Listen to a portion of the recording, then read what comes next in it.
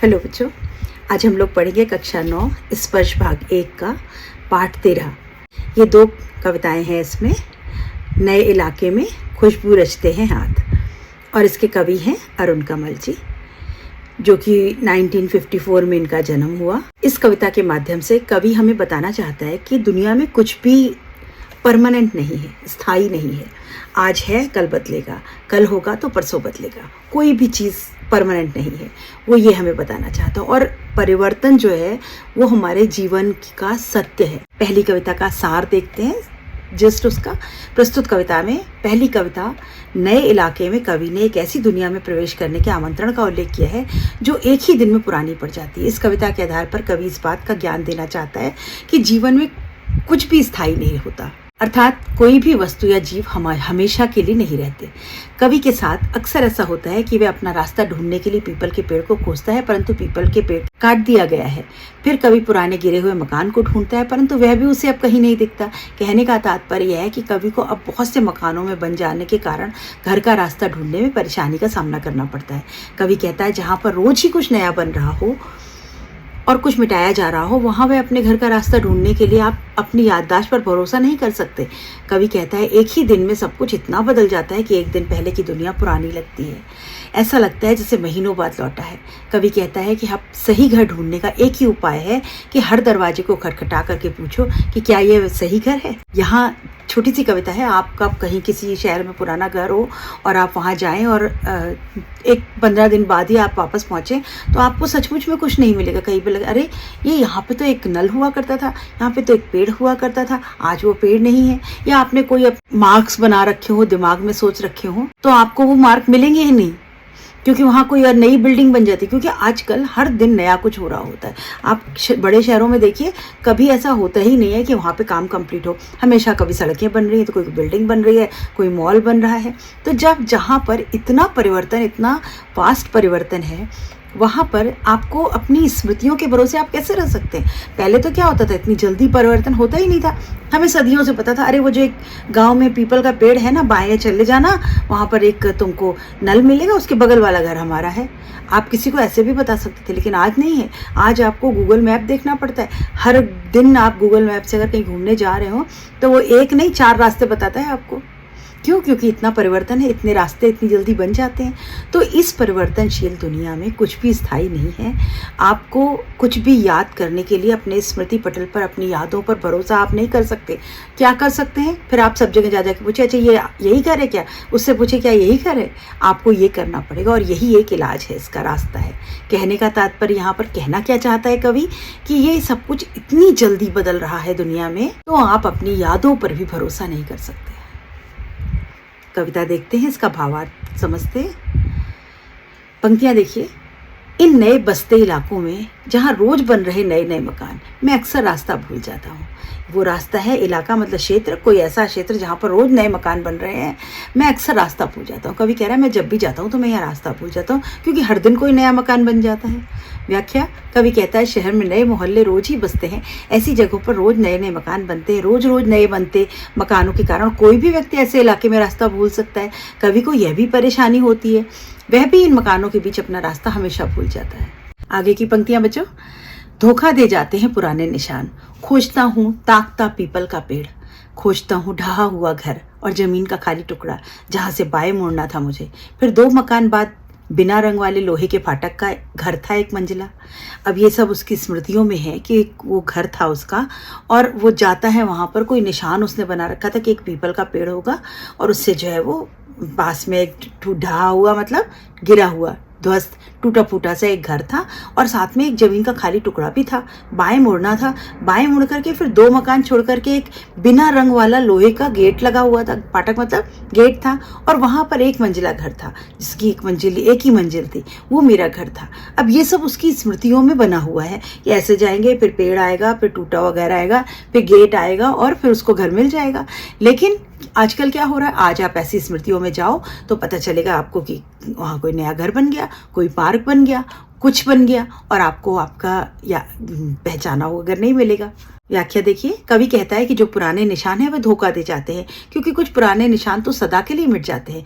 कवि के साथ अक्सर ऐसा होता है कि वह अपना रास्ता ढूंढने के लिए पीपल के पेड़ को खोजता है, परंतु हर जगह मकानों के बनने के कारण उस पीपल के पेड़ को काट दिया गया है। फिर कवि पुराने गिरे हुए मकान को ढूंढता है, परंतु वह भी अब उसे वहां नहीं दिखता। कवि कहता है कि पहले तो उसे घर का रास्ता ढूंढने के लिए जमीन का खाली टुकड़े के पास बाएं मुड़ना पड़ता था, उसके बाद 2 मकान के बाद बिना रंग वाला लोहे का दरवाजा वाला 1 मंजिला मकान में जाना होता था। कहने का तात्पर्य यह है कि कवि को अब बहुत से मकानों के बन जाने के कारण घर का रास्ता ढूंढने में परेशानी का सामना करना पड़ता है। यहाँ कवि ये बताना चाह रहा है कि हमारी दुनिया कितनी जल्दी परिवर्तित हो रही है। पहले लोगों के मन में एक स्मृतियाँ बनी हुई थी, उन स्मृतियों के सहारे उनका पूरा जीवन कट जाता था, लेकिन आज ऐसा नहीं है। आज आपने सोचा कुछ हो और आप पहुँचते तो पता लगता है कल का कुछ हो जाता है। तो ये जो परिवर्तन है ये बहुत मुश्किल है। इसमें आदमी अपनी यादों के भरोसे नहीं रह पाता, उसको हमेशा लोगों से पूछताछ करनी पड़ती है, नया कुछ सीखना पड़ता है, नया कुछ जानना पड़ता है। हम लोग ही हैं, अभी पहले हम मोबाइल में केवल फ़ोन करते थे, अब हम मोबाइल में व्हाट्सएप करते हैं, फिर कोई नया फीचर आ जाता है, फिर कोई नया फीचर आ जाता है। तो जो पुराने लोग हैं, मतलब आज आप लोग बच्चे लोग तो फटाफट सीख जाते हैं, हम जैसे लोगों को सीखने में समय लगता है। फिर हम बच्चों से पूछते हैं, बेटा आप क्या करें, अब इसको ऐसे क्यों करें, कैसे करें, क्यों? क्योंकि इतना फास्ट परिवर्तन है और उसके साथ अपनी ज़िंदगी को कोप अप करना, उसके साथ मैनेज कर लेना बहुत मुश्किल है। तो हमारी जो स्मृतियां हैं उसमें तो हमें पता था बस ये नंबर डायल करेंगे और हम फ़ोन कर लेंगे, लेकिन अभी हम इस स्मृतियों के भरोसे नहीं रह सकते, फिर कुछ नया बदल जाता है। तो ये है हमारी आज की दुनिया, जिसमें हम स्मृति पर हम भरोसा कर ही नहीं सकते। आगे की पंक्तियाँ, और मैं हर बार एक घर पीछे चल देता हूँ या 2 घर आगे ठकमकाता। यहाँ रोज़ कुछ बन रहा है, रोज कुछ घट रहा है, जहाँ स्मृति का भरोसा नहीं। वो कह रहे हैं मैं हमेशा ऐसा होता है, या तो मैं 1 घर आगे पहुंच जाता हूँ या 2 घर पीछे रुक जाता हूँ। ठकमकाता मतलब रुक जाता हूँ, डगमगा जाता हूँ, मुझे घर नहीं मिलता। रोज यहाँ कुछ बन जाता है, कुछ रोज घट रहा है मतलब परिवर्तन हो रहा है। यहाँ हम अपनी यादों पर भरोसा नहीं कर सकते। कवि कहता है अपने घर जाते हुए वह हर बार या तो अपने घर से पीछे ठहर जाता है या डगमगाते हुए घर से 2 घर आगे बढ़ जाता है। कवि कहता है जहाँ पर रोज ही कुछ नया बन रहा हो और कुछ मिटाया जा रहा हो, वहाँ अपने घर का रास्ता ढूंढने के लिए आप अपनी याददाश्त पर भरोसा नहीं कर सकते। एक ही दिन में पुरानी पड़ जाती है दुनिया, जैसे बसंत का गया पतझड़ में को लौटा हो, जैसे बैसाख का गया भादों को लौटा है। अब यही उपाय है कि हर दरवाजा खटखटाओ और पूछो क्या यही है वो घर। समय बहुत कम है तुम्हारे पास, आज चला पानी ढहा आ रहा आकाश, शायद पुकार ले कोई पहचान ऊपर से देख करके। अभी कवि यहाँ पर इमोशनल हो गया है, वो कह रहा है एक ही दिन में दुनिया पुरानी पड़ जाती है। मतलब पहले तो सदियों तक वही रहता था, लेकिन आज हम एक दिन के बाद हम अगले दिन घर जाते तो हमें घर नहीं मिलता, यानी एक ही दिन में हमारी दुनिया पुरानी हो जाती है। ऐसा लगता है जैसे बसंत का गया पतझड़ में लौटा हो, यानी मैं पिछली बार तो बसंत में आया था और अब पतझड़ में आया हूँ। मतलब एक मौसम बदलने में 3 महीने 4 महीने लगते हैं, एक दिन में 3 महीने 4 महीने का परिवर्तन हो जाता है। जैसे बैसाख का गया भादों में लौटा हो, तो यहाँ हम एक दिन में ही इतना परिवर्तन हो जाता है कि ऐसा लगता है हम 2-3 महीने बाद लौट रहे हैं। अब यही उपाय है कि हर दरवाजा खटखटा। अब क्या इलाज है इसका? एक ही इलाज है कि हर दरवाजा खटखटा के पूछो क्या यही है वो घर। समय बहुत कम है तुम्हारे पास, अभी आपको अपने घर जाना है, तो आपको इतना समय कहाँ से आया कि हर घर का दरवाजा खटखटाओगे। तो हमारे पास समय बहुत कम है। आज चला पानी ढहा आ रहा आकाश, बोले अभी क्या है, आज चला पानी ढहा आ रहा आकाश। बोले अभी तो क्या पता अभी बारिश हो जाएगी, अभी मैं सावन बैसाख में गया था, वो भादों में लौट रहा है, अभी बारिश हो जाएगी, तो अब समय कम है हमारे पास और हम हर घर का दरवाजा खटखटा के तो हमें पता लगेगा कि हमारा घर कौन सा है। शायद पुकार ले कोई पहचाना ऊपर से देख करके। तभी वो कह रहा है या तो ये हो सकता है कि मैं हर घर का दरवाजा खटखटाऊं, समय कम है, दौड़ भाग करके दरवाजा खटखटाऊं और पूछूं क्या यही घर है। और या फिर एक क्या रास्ता है, कोई हमें जो पहचानता हो वो ऊपर से बोले अरे भैया यही है तुम्हारा घर, कहाँ भागे जा रहे हो। या तो कोई हमें पहचाना हो, हमें ऊपर से देख कर पुकार ले। तो यही 2 रास्ते बचे हैं। कवि कहता है कि एक ही दिन में सब कुछ इतना बदल जाता है कि एक दिन पहले की दुनिया पुरानी लगती है। ऐसा लगता है जैसे महीनों बाद लौटा है। ऐसा लगता है जैसे घर से बसंत ऋतु में बाहर गया तो पतझड़ में लौट कर आ रहा है, बैसाख ऋतु में गया था भादों में लौट के आ रहा है। कवि कहता है कि अब सही घर ढूंढने का एक ही उपाय है कि हर दरवाजे को खटखटा कर पूछो कि क्या वह सही घर है।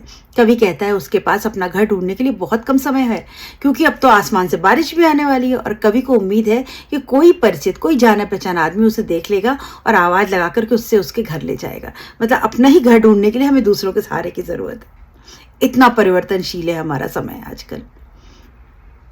तो यहाँ कविता ख़त्म होती है, लेकिन छोटी सी कविता है बच्चों, लेकिन है बहुत अच्छी। क्यों? क्योंकि इसमें कविता में हमें ये बता रहे हैं कि आज जो हमारा समय है वो इतना अधिक परिवर्तनशील है कि हमें अपना ही घर ढूंढने के लिए समय लगता है। हमें हर घर का दरवाज़ा खटखटाना पड़ता है, तब हम अपना घर ढूंढ पाते हैं। और हम अपनी यादों के भरोसे अगर रहें तो हमेशा गड़बड़ होता है। कभी हम 2 घर आगे पहुंच जाते, कभी 2 घर पीछे रह जाते हैं। तो समय कम है, परिवर्तनशील समय है। उस परिवर्तन के साथ साथ आपको भी परिवर्तित होना पड़ेगा, तभी आप इस दुनिया में जीने के लायक बन पाएंगे, वरना नहीं बन पाएंगे, वरना पीछे रह जाएंगे या आपसे कुछ छूट जाएगा। और समय बहुत कम है। तो बच्चों, यहाँ पे कविता ख़त्म होती है।